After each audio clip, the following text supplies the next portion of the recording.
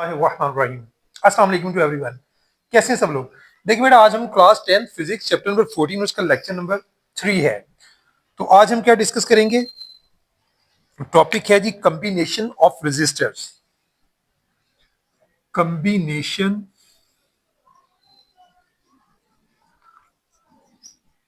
Of resistors. देखिए, दो combination होते हैं, एक सीरीज और दूसरा होता है पैरेलल कॉम्बिनेशन। तो आज पहले हम जो बात करेंगे वो है सीरीज कॉम्बिनेशन की।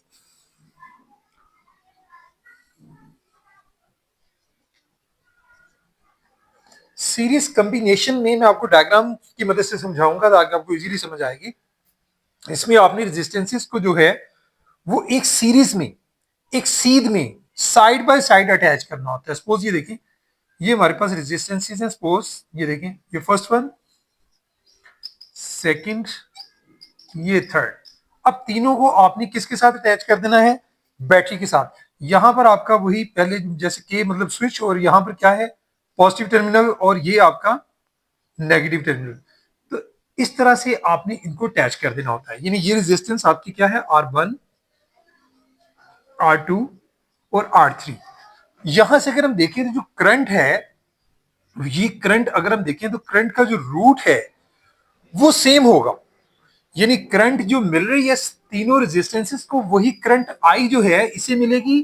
ठीक है, फिर इसे और इसे, यानी करंट आई जो है सबको सेम मिल रही है। लेकिन वोल्टेज क्या होगा? वोल्टेज तीनों को डिफरेंट मिलेगा। बैटरी का जो वोल्टेज है वो यहां जाके डिवाइड हो जाएगा। इसको V1 मिलेगा, इसको V2 मिलेगा, इसको V3। और जो करंट आई है वो सबके लिए सेम होगी। यानी पहली बात तो ये हमने देखी कि जब हम इन सीरीज में हम कैपेसिटर्स को कैसे अटैच करते हैं? Side by side.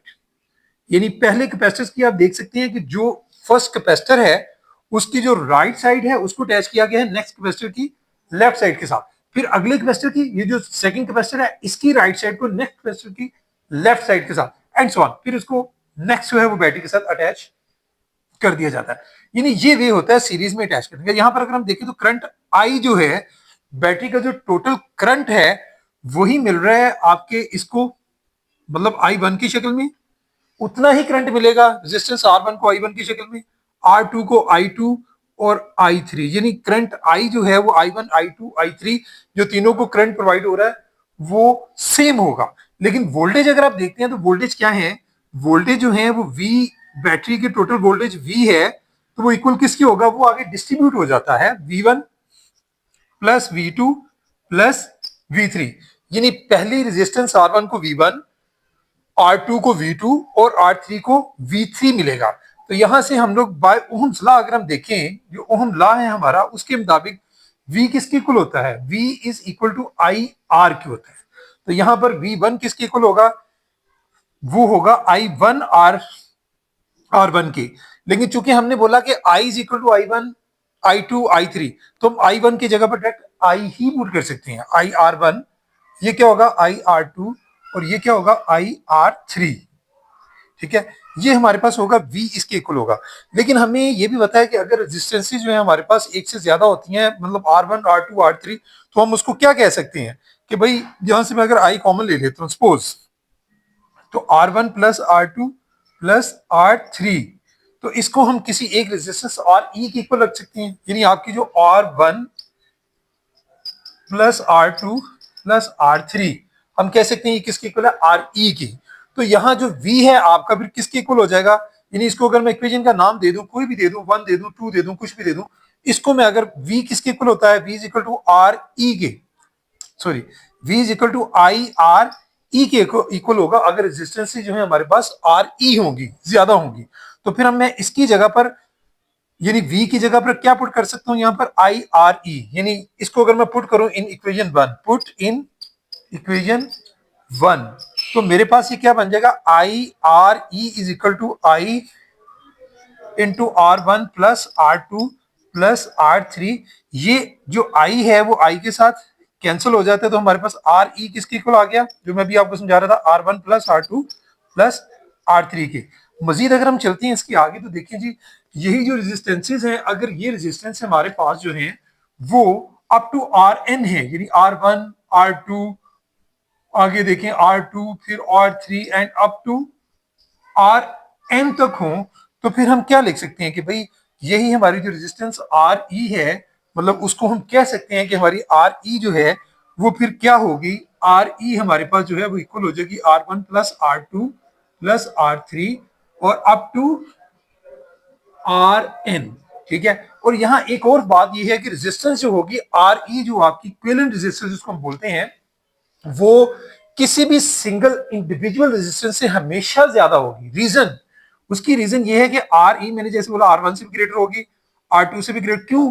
क्योंकि उन सबके समेशन के इक्वल है, R1 R2 R3 सबके समेशन के इक्वल है। तो इसका मतलब ये हुआ कि इक्विवेलेंट रेजिस्टेंस जो है सीरीज में हमेशा किसी भी इंडिविजुअल रेजिस्टेंस से हमेशा क्या होगी, ग्रेटर होगी। तो ये था भैया आपका एक छोटा सा टॉपिक सीरीज वाला। इसके साथ एक एग्जांपल है, वो भी हम डिस्कस कर लेते हैं।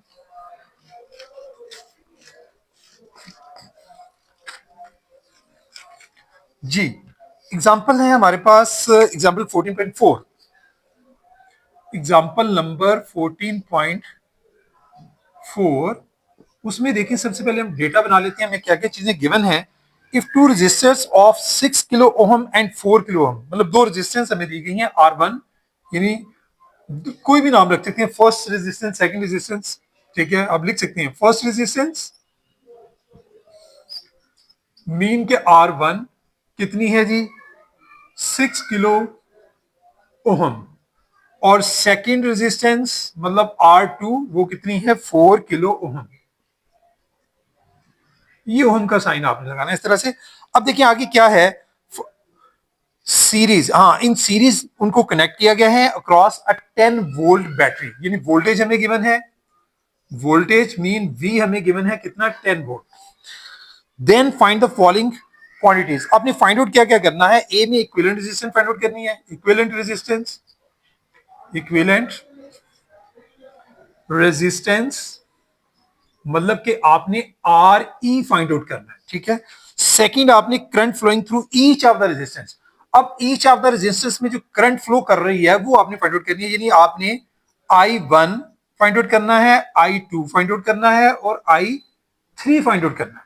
यानी जो रेजिस्टेंस R1 से गुजरती है वो I1 होगी, जो R2 से गुजरेगी I2, जैसे पीछे मैंने समझाया था आपको। ये तीनों चीजें आपने फाइंड आउट करनी है। उसके बाद हम आगे थोड़ा सा चलते हैं, नेक्स्ट और क्या पूछा गया है, potential difference across each of the resistance, यानी आपने पोटेंशियल डिफरेंस भी निकालना है, पोटेंशियल डिफरेंस अक्रॉस R1, मतलब तीनों रेजिस्टेंसेस पे। अगर हम R1 की निकालते हैं तो वो क्या होगा, V1, ये निकालना है। इसी तरह से पोटेंशियल डिफरेंस निकालना है अक्रॉस R2, वो किसके इक्वल होगा, V2 के। ये मैं बोल रहा हूं, लिख नहीं रहा, वर्डिंग आप समझें, पोटेंशियल डिफरेंस अक्रॉस R2। इसी तरह से पोटेंशियल डिफरेंस अक्रॉस R3 वो किसके इक्वल होगा, V3। यानी आपने ये भी फाइंड आउट करना है। ये आपका टोटल डेटा बन जाता है। इसके बाद हम सॉल्यूशन की तरफ जाते हैं। सॉल्यूशन में देखिए हमने सबसे पहले क्या फाइंड आउट करेंगे, Re कैसे फाइंड आउट करेंगे, फॉर्मूला भी नो डाउट क्या होता है, R इज इक्वल टू जितनी भी रेजिस्टेंसेस है सबका समेशन, यानी R1 प्लस R2। तो इसमें आप वैल्यूज पुट कर दें बाय पुटिंग वैल्यूज। R1 कितना है, 6 किलो ओहम, और R2 कितना है, 4 किलो। इन दोनों को प्लस करेंगे, 6 और 4 कितना होता है, 10 किलो ओहम। ये सिंपली आप इसका आंसर ए का निकालेंगे। बी में पूछा गया था कि आई निकालना है, I1 I2 I3, यानी तीनों के क्रॉस करंट क्या है। तो हमने देखें सीरीज में हमने क्या बोला था कि जो करंट है वो सबके दरमियान सेम होगा, यानी I1 जो है वो किसके इक्वल होगा, I2 के, और इक्वल होगा I3 के, और इक्वल किसके होगा, I के। तो हम देखते हैं यहां पर जो करंट है वो हमने फाइंड आउट करना है, तो सिर्फ हम I फाइंड आउट करेंगे। यहां से I किसके इक्वल होगा, I इज इक्वल टू, यहां पर अगर हम देखें तो I हमारा इक्वल होगा VR के। ठीक है, I हमारा यहां से इक्वल होगा VR के, तो हम उसमें पुट कर देंगे फॉर्मूले के अंदर I इज इक्वल टू, यहां से ये हम फाइंड आउट करने जा रहे हैं क्योंकि सारे इक्वल हैं। I1 सिर्फ I की वैल्यू निकालेंगे वो इन तीनों के इक्वल आ जाएगी। यानी हमारे पास जो फॉर्मूला होगा V is equal to IR, या I इज इक्वल टू आप कह सकते हैं V ओवर R। R क्या होगा, इक्विवेलेंट रेजिस्टेंस I के लिए RE। इसमें वैल्यूज पुट कर देंगे, वोल्टेज कितना है, 10 है, बाय पुटिंग वैल्यूज, यानी 10 आपका वोल्टेज, और 10 ही हमारे पास आंसर आया था आर ई का किलो ओम। तो 1 एम्पियर जो है वो करंट फ्लो कर रही है आई, जो किस किस के इक्वल है, I1 I2 I3 के। यानी यहां से मैं फिर कह सकता हूं कि हमारे पास जो है वैल्यूज, यानी I1 वो भी कितना होगा, वो भी 1 एम्पियर होगा, ठीक है, क्योंकि सारे किसके इक्वल है, आई के। इसी तरह से अगर हम बात करेंगे I2 वो भी किसके इक्वल होगा, वो भी 1 एम्पियर, और I3 जो है वो भी इक्वल किसके होगा, 1 एम्पियर के। इसके बाद हमने फाइंड आउट करने हैं वोल्टेज, ठीक है।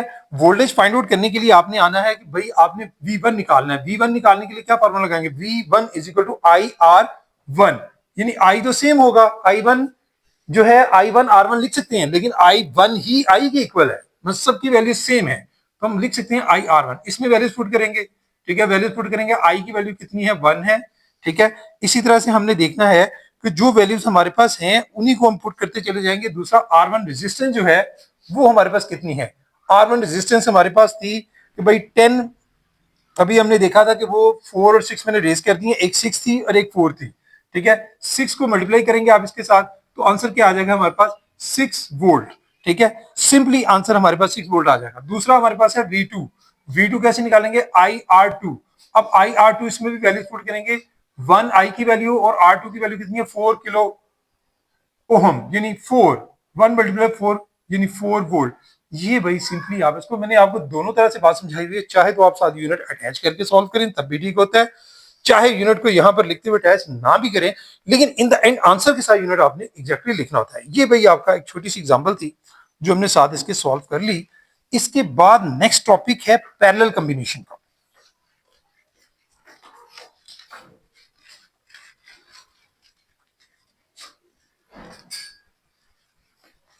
जी, पैरेलल कॉम्बिनेशन में आपने कैसे अटैच करना है, मैं बाय डिफॉल्ट डेफिनेशन भी आपके साथ डिस्कस करता हूं। पैरेलल कॉम्बिनेशन, ये भाई दोनों इंपॉर्टेंट टॉपिक है, सीरीज इन कॉम्बिनेशन और पैरेलल कॉम्बिनेशन।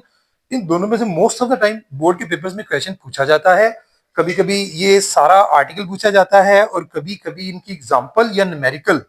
तो ये एक इंपॉर्टेंट आर्टिकल है, ध्यान से इसको अंडरस्टैंड करना है। अच्छा, पैरेलल कॉम्बिनेशन की भी डायग्राम से आपको समझाऊंगा, इजीली आपको समझ आ जाएगी पैरेलल कॉम्बिनेशन में आपने कैसे अटैच करना है। सपोज आपके पास देखिए एक रेजिस्टेंस ये है, दूसरी आपके पास रेजिस्टेंस ये है पैरेलल तरीके से अटैच की हुई, और तीसरी ये है। अब ये तीनों जो रेजिस्टेंसेस आपके पास होती हैं इनको आपने आगे अटैच कर देना एक दूसरे के साथ, यहां से मतलब ये देखिए, और इन सारों को आपने किसके साथ अटैच कर देना है, फिर आपने एक बैटरी के साथ। बैटरी के यहां पर जैसे पहले बताया कि स्विच होता है और आगे यहां पर बैटरी का पोटेंशियल डिफरेंस प्लस और माइनस साइन के साथ, ये आपने बैटरी का वोल्टेज। अब करना क्या है इसमें, आपने समझना ये है कि ये फर्स्ट रेजिस्टेंस आपके पास देखिए R1, ये R2 और ये R3, इसमें जो करंट फ्लो कर रहा है। अब देखिए करंट, जब पहले हमने सीरीज में जब बात की थी, करंट तीनों रेजिस्टेंसेस में जो फ्लो कर रहा था, चूंकि वो साइड बाय साइड अटैच थी तो सेम, लेकिन यहां पर करंट सेम नहीं रहेगा। यहां से जो करंट आई है उसके पास 3 रूट्स हो जाती हैं, सिंगल रूट नहीं रहता। यहां से करंट जो है वो इस तरफ जाएगा, वो I1 हो जाएगा, दूसरा करंट इस तरफ आएगा वो I2 हो जाएगा, और तीसरा जो है वो इस तरफ ये I3। यानी यहां पर आपका जो टोटल करंट होगा, सादा लफ्जों में I किसके इक्वल होगा, I1 plus I2 plus I3। यानी बैटरी से जो करंट यहां से फ्लो कर रहा है वो तीनों को मिल रहा है। आप देख सकते हैं कि तीनों को जो करंट है 3 रूट्स हैं यहां पर, जब पैरेलल में अटैच किया है तो यही करंट आई जो है वो डिवाइड हो जाता है 3 रूट्स में। यानी करंट आई जो है इस रेजिस्टेंस आर को मिलने वाला I1, और फिर इसके बाद इसको जो करंट मिलेगा R2 के मुताबिक I2 और R3 के मुताबिक I3। तो टोटल करंट किसके इक्वल हुआ, I1 plus I2 plus I3 के। इसी तरह से हम वोल्टेज की भी बात कर लेते हैं। वोल्टेज का क्या कंसर्न होगा यार, देखिए वोल्टेज जो बैटरी का V वोल्टेज है वो अगर हम देखें तो हर रेजिस्टेंस के साथ ये देखिए पॉजिटिव टर्मिनल और ये इसका नेगेटिव, यानी पॉजिटिव और नेगेटिव ही के साथ, मतलब एक एंड किसी भी रेजिस्टेंस का पॉजिटिव के साथ यानी अटैच है, दूसरा एंड किसी भी एक रेजिस्टेंस का नेगेटिव टर्मिनल के साथ है। तो यहां से जो पोटेंशियल डिफरेंस है V जो है वो बेसिकली इक्वल होगा V1 के, V2 के और V3, यानी तीनों का potential difference V1 V2 V3 basically किसके इक्वल है, V के, और आपस में भी इक्वल होगा, क्योंकि तीनों तीनों रेजिस्टेंसेस जो हैं यहां पर हम देख रहे हैं कि दोनों जो हैं वो उनके दोनों एंड जो है एक एक एंड उनका पॉजिटिव टर्मिनल के साथ, दूसरा दूसरा नेगेटिव के साथ, इसलिए सेम वोल्टेज सबको मिलेगा। ठीक हो गया। ये फर्क होता है पैरेलल कॉम्बिनेशन का और सीरीज का। याद भी रखना, बाज़ बार सिर्फ डिफरेंसेस पूछ ले जाते हैं, डिफरेंशिएट पूछ ले जाता है। वहां पर आपने देखा था कि करंट जो थी वो सबको सेम मिल रही थी, यहां पर करंट सेम नहीं मिल रही, करंट डिवाइड हो गई है। वो जो करंट आई थी वो I1 I2 I3 रेजिस्टेंसेस के मुताबिक मिल रही है। वहां पर जो वोल्टेज था, वोल्टेज वेरी करता था, डिफर करता था। यहां पर वोल्टेज आप देख रहे हैं कि वोल्टेज जो बैटरी का वोल्टेज है वही हर रेजिस्टेंस को जो मिल रहा है। ये बेसिक फर्क होता है। अब आगे थोड़ा सा चलते हैं, हम लोग देखें कि करंट तो वोल्टेज तो आपको समझ आ गई कि V जो है V1 V2 V3। अब आपने करंट I निकालना है, और यहां से अगर आप लोग मजीद जाते हैं थोड़ा सा, V किसके इक्वल होता है, जैसे पीछे भी हमने बात की थी, V is equal to I R होता है, ठीक है जी। लेकिन करंट आपने निकालना है, यानी V is equal to I R है, तो अगर मैं यहां से I निकालता हूं तो I किसके इक्वल होगा, I इक्वल यहां से होगा I is equal to V over R के। अब हमारे पास रेजिस्टेंसेस कितनी है, हमारे पास थ्री रेजिस्टेंसेस हैं। तो जो पहला होगा वो वैसे तो लिखा जाएगा V1 ओवर R1, लेकिन चूंकि हमने ऊपर बता दिया कि V1 इक्वल V है, V2 भी इक्वल V है और V3 भी, तो इसलिए हमें लिखने की जरूरत नहीं है कि V1 ओवर R1 लिखें, हम इसको V ओवर R1 लिख सकते हैं, ठीक है जी। क्योंकि R1 के जो अक्रॉस वोल्टेज है वो V है, जो हमने यहां पर लिख दिया है, तो इसलिए जरूरत नहीं है। अगर आप लिख भी देंगे तो अगले स्टेप में फिर आपको कन्वर्ट करना पड़ेगा कि V1 is equal to V है। इसी तरह से आप लोग सेकंड में देखें कि दूसरी करंट जो है, पहली बात तो ये, चले मैं थोड़ा सा लिख दूं ताकि आपको ज्यादा बेहतर समझ आ जाएगी कि करंट I किसके इक्वल होता है, हमारे पास I1, ऊपर हमने लिखा अभी I2 प्लस I3। तो हम I की जगह पर I किसकी इक्वल है, यहां से मैंने जैसे आपको बताया I इज इक्वल टू होता है V ओवर R के, तो उसी तरह से I1 किसके इक्वल होगा, V ओवर R1 के। तो यहां हम लिखेंगे V over R1 plus V over R2 और I3 V ओवर R3। ये सारा किसके इक्वल है, करंट I के। यहां से अगर मैं देखूं तो V जो है, वोल्टेज जो है वो कॉमन है, उसको मैं कॉमन ले लूं तो यहां पर क्या आ जाएगा, 1 over R1 plus 1 over R2 plus 1 over R3। इसको भी अगर आप इक्वेशन का नाम दे देते हैं तो मतलब यहां पर हम लिख सकते हैं। और दूसरा हमने अभी ऊपर लिखा था कि आपका जो I है वो किसकी इक्वल है, I हमारा इक्वल है V ओवर R के। तो सादा लफ्जों में अगर हम उसको पुट करते हैं इसके अंदर, इस इक्वेशन में जो भी इसका नाम इक्वेशन 1 रखते हैं, तो उसमें हम लोग अगर ये V is equal to I R E है तो I is equal to V over R E, तो हम I की जगह पर क्या पुट कर सकते हैं, V ओवर आर ई, ठीक है जी। अब V ओवर आर ई किसके इक्वल हो गया, V, ये मैं फिर से रिपीट कर रहा हूं, क्या लिखना है आपने, यानी इक्वेशन 1 में आपने I की वैल्यू पुट करनी है, यानी putting the value of I in equation 1। जगह शॉर्ट होने की वजह से मैं सिर्फ बोल रहा हूं। इसी तरह से 1 over R2 plus 1 over R3। अब यहां से अगर हम देखें V जो है, V बोथ साइड से कैंसिल हो जाएगा, हमारे पास जो 1 ओवर आर ई की वैल्यू है वो क्या आ जाएगी, 1 over R E is equal to 1 over R1 plus 1 over R2 plus 1 over R3। अच्छा, यहां से मैं आपको एक बात और समझा दूं कि जब हमने रेजिस्टेंसेस इक्विवेलेंट रेजिस्टेंस निकाली थी सीरीज में, उसमें मैंने आपको बोला था कि इक्विवेलेंट रेजिस्टेंस जो होती है वो तमाम रेजिस्टेंसेस के समेशन के इक्वल होती है। तो उसमें जो रेजिस्टेंस इक्विवेलेंट रेजिस्टेंस है किसी भी इंडिविजुअल रेजिस्टेंस से ज्यादा होती है। यहां पर 1 ओवर आर ई फैक्टर उल्ट हो गया, तो यहां पर याद रखें कि जो इक्विवेलेंट रेजिस्टेंस होगी वो किसी भी इंडिविजुअल रेजिस्टेंस से ये क्या होगी, लेस होगी। ये भी एक फर्क होता है, इक्विवेलेंट रेजिस्टेंस इन पैरेलल में वो किसी भी इंडिविजुअल रेजिस्टेंस से क्या होगी, लेस देन होगी। तो यहां से इसी तरह से जैसे हमने पीछे बात की थी, यहां भी हम कर सकते हैं इसी तरह से कि भाई अगर हमारे पास रेजिस्टेंसेस जो है वो R1 R2, ठीक है, R3, ये अप टू क्या है, R3 एंड अप टू कहां है, Rn तक है, तो फिर हम इसको लिख सकते हैं कि 1 ओवर आर ई आपके पास किसके इक्वल आ जाएगा, 1 over R1 plus 1 over R2 plus 1 over R3 and up to 1 over Rn। मतलब इसका मतलब है कि जितनी मर्जी रेजिस्टेंस, ये तो हमने 3 तो एक एग्जांपल ही ली है, 4 भी ले सकते हैं, 500, हम सो मैनी ले सकते हैं। तो निकालेंगे हम इसी फार्मूला से कि भाई वो Rn तक भी हो, मतलब बहुत ज्यादा हो नंबर ऑफ रेजिस्टेंस, तो फिर भी हम लोग 1 over R is equal to 1 over R1 plus 1 over R2 plus 1 over R3, यानी यहां से एक बात थी आपने जो फिर से रिपीट मैं कर रहा हूं कि रेजिस्टेंस जो Re होगी, मैं फिर से यहां रिपीट करता हूं, तो लिखकर कि ये हमेशा लेस देन होगी किसी भी इंडिविजुअल से, R1 से, R2 से, R3 से, किसी भी इंडिविजुअल रेजिस्टेंस से इक्विवेलेंट रेजिस्टेंस जो है वो कम होगी, जो कि सीरीज में हमने बताया था कि वो हमेशा ग्रेटर होगी। क्योंकि 1 ओवर, सिंपल वैल्यू आपको बताता हूं कि वैल्यू अगर 1 ओवर 5 होती है, ठीक है, और दूसरी तरफ आपके पास 1 ओवर सपोज 1 ओवर 2 होती है, देखने में तो वैल्यू आपको छोटी लग रही है 2, लेकिन 1 ओवर 5 का आंसर आप देखिए क्या होगा, आप 0.2 और 1/2 का 0.5, यानी क्लियर हो जाएगा आपको कि जितनी वैल्यू आप डिनोमिनेटर में बड़ी करते जाएंगे उतनी उसका आंसर क्या होगा, स्मॉलर होगा। तो इसी तरह से आर ई समझ लें कि पैरेलल कॉम्बिनेशन में हमेशा इक्विवेलेंट रेजिस्टर किसी भी इंडिविजुअल रेजिस्टेंस से क्या होती है, लेस होती है, कम होती है। ये था भाई बेसिक सारा टॉपिक, ठीक है। हाँ, अब पैरेलल कॉम्बिनेशन के कुछ एडवांटेज भी होते हैं सीरीज कॉम्बिनेशन के हवाले से, वो भी मैं थोड़ी सी आपको बताऊं। शॉर्ट क्वेश्चन की शक्ल में भी पूछा जाता है और वैसे भी कि पैरेलल कॉम्बिनेशन में अगर आप रेजिस्टेंस को अटैच करते हैं तो उसके क्या फायदे होते हैं भाई। देखें, दो फायदे इसके बेसिकली होते हैं। एक तो डिवाइस जो होती है आपको फुल बैटरी का वोल्टेज मिल रहा होता है, यानी पहला फायदा क्या होता है, जब आप पैरेलल कॉम्बिनेशन में अटैच करते हैं रेजिस्टेंसेस को तो उसमें आपको क्या फायदा होता है कि जो वोल्टेज मिलता है फुल बैटरी वोल्टेज, ठीक है, फुल बैटरी वोल्टेज मिल रहा होता है। मतलब हमने बात की थी कि V equal to V1 equal to V2 equal, मतलब किसी भी जो रेजिस्टेंस को हमने कहा था वोल्टेज मिल रही है वो इक्वल टू बैटरी की वोल्टेज है, यानी फुल वोल्टेज उसको मिलता है। दूसरा ये होता है कि अगर आपकी अप्लायंसेस अटैच होती है किसी एक अप्लायंस को, मतलब एक रेजिस्टेंस है ये है, ठीक है, दूसरी रेजिस्टेंस आपकी ये है, मतलब ये सारी बैटरी के साथ हमने अटैच की हुई है, तीसरी ये है, मतलब सबको हमने किसके साथ अटैच किया, बस स्पेशली बैटरी के साथ।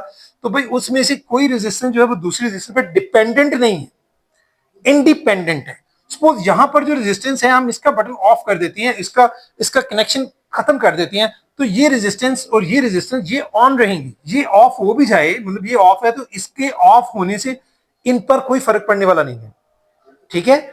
जैसे घरों में हमारी जितनी भी अप्लायंसेस हम यूज करते हैं वो पैरेलल कॉम्बिनेशन से हमने अटैच की होती हैं। अगर सीरीज में की हो तो सीरीज में क्या होगा भाई, सीरीज में आप सिंपली एक रेजिस्टेंस, मतलब ये आपकी रेजिस्टेंस अटैच है, दूसरी ये है, तीसरी, कहीं से भी अगर आपने कनेक्शन ब्रेक कर दिया, ऑफ कर दिया, आगे करंट ही नहीं जाएगी, सारी की सारी रेजिस्टेंस जो है वो ऑफ हो जाएंगी। जैसे आपका घरों में जो सीरीज में रेजिस्टेंस अटैच होती है वो फ्यूज की होती है, सर्किट ब्रेकर की होती है। सर्किट ब्रेकर की तार जैसी उड़ जाती है, फ्यूज उड़ जाता है, क्या होता है, घर की उससे अटैच जितनी अप्लायंसेस होती हैं, जितने कमरों में जहां जहां, वो सब ऑफ, सारी लाइट ऑफ। लेकिन पैरेलल कॉम्बिनेशन में क्या है, सीरीज से ये भी एडवांटेज है कि इंडिविजुअल रेजिस्टेंस अगर आपकी ऑफ होती है तो बाकी जो रेजिस्टेंसेस हैं वो अपना वर्कआउट करती रहेंगी, वो डिपेंडेंट नहीं है दूसरों पर। Is it clear. तो ये भाई दो फायदे हैं बेसिकली, ठीक है। किसी एक, मतलब समझ लें कि टर्न ऑफ की वो इंडिपेंडेंटली आप कर सकते हैं। घर में देखिए आप बल्ब ऑफ करते हैं, अगर पंखा भी चल रहा है, ये नहीं होता पंखा भी बंद हो जाता, पंखा चलता रहेगा। घर की 10 लाइटें हैं, जो बंद करेंगे वही बंद होगी, बाकी चलती रहेंगी। ये फायदा होता है पैरेलल कॉम्बिनेशन का ओवर सीरीज की, ठीक है जी। और वोल्टेज जैसे मैंने आपको बताया कि फुल वोल्टेज मिलता है हर अप्लायंस पे। अब हम चलते हैं नेक्स्ट, इसके बाद एक एग्जांपल है वो डिस्कस कर लेते हैं। एग्जांपल नंबर 14.5 है, इसी से रिलेटेड क्या है, एग्जांपल नंबर 14.5। एग्जांपल ये है कि if in a circuit R1 हमें दिया गया है, यहां पर R1 दिया गया है 2 ओहम, इसी तरह से R2 हमें दिया गया है यहां पर कितना, 3 ओहम। उसके बाद वो कह रहे हैं कि भाई R3 भी है, R2 के बाद R3 कितना दिया गया है, R3 है 6 ओहम। ये तीन हमारे पास रेजिस्टेंसेस हैं। उसके बाद देखिए वोल्टेज V जो है वो 6 वोल्ट दिया गया है बैटरी का।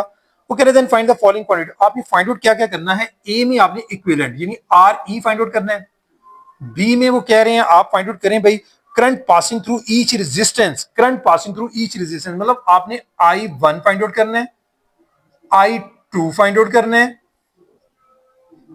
इसी तरह से आपने I3 फाइंड आउट करना है, ठीक है। उस सी पार्ट में कह रहे हैं the total current passing through each resistance, फिर कह रहे हैं total current of the circuit, यानी टोटल करंट भी आपने IB फाइंड आउट करना है, मतलब ये सी पार्ट। बात की समझ आ गई।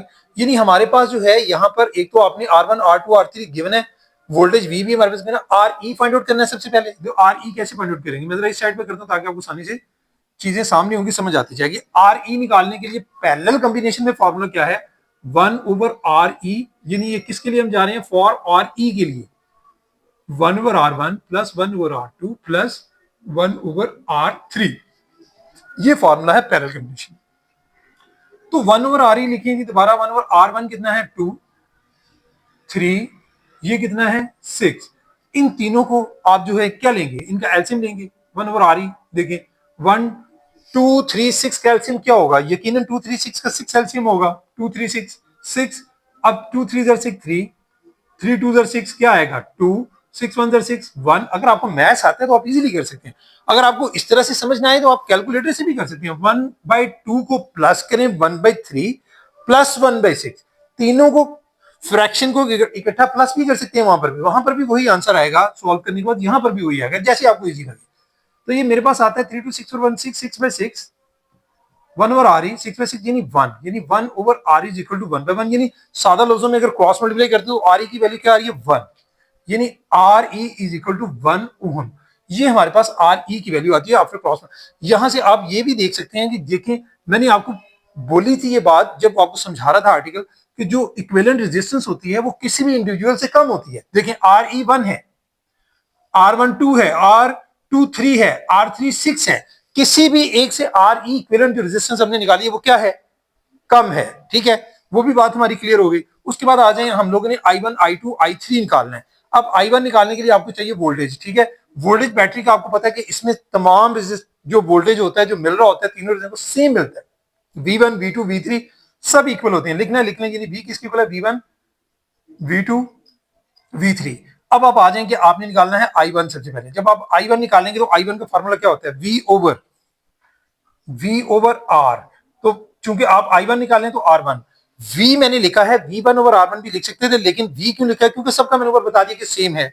सिंपल यहां पर आप V की वैल्यू पुट करें। V की वैल्यू कितनी है आपके पास, 6 वोल्ट है। R1 कितने आपके पास 2 है, 6/2 आंसर 3, 2 3 6 3 एम्पियर। इसी तरह से I2 निकालेंगे, I2 के लिए क्या होगा, V ओवर R2। V की वैल्यू कितनी है, V की वैल्यू फिर पुट करें 6, उसकी कितनी है 3, 6/3 आंसर क्या आ गया हमारे पास, आंसर हमारे पास आ गया भाई 2 एम्पियर। इसी तरह से I3 क्या होगा, V ओवर R3 यानी फिर V की वैल्यू 6 और उसकी भी 6/6 यानी 1 एम्पियर। ये हमारे पास I1 I2 I3 की वैल्यूज आ जाएंगी। अब रहेगी बात कि अगर हमने टोटल करंट निकालना है I, तो टोटल करंट I किसके इक्वल होगा, इन तीनों को प्लस करेंगे आप लोग, यानी I आप निकालेंगे I1 plus I2 plus I3, तीनों को वैल्यूज पुट कर दें। 3 ampere plus 2 ampere plus 1 ampere, कितना हो गया 3 2 5 और 1 6 एम्पियर। ये है जी टोटल करंट आई। ये आपका एक छोटी सी एग्जांपल थी, न्यूमेरिकल था जो हमने डिस्कस कर लिया। ठीक है, इस आर्टिकल के साथ ही। और इंशाल्लाह नेक्स्ट जो है हम लोग जो है इसको आगे नेक्स्ट लेक्चर में डिस्कस करेंगे। आज के लिए इतना ही बेटा, थैंक यू वेरी मच।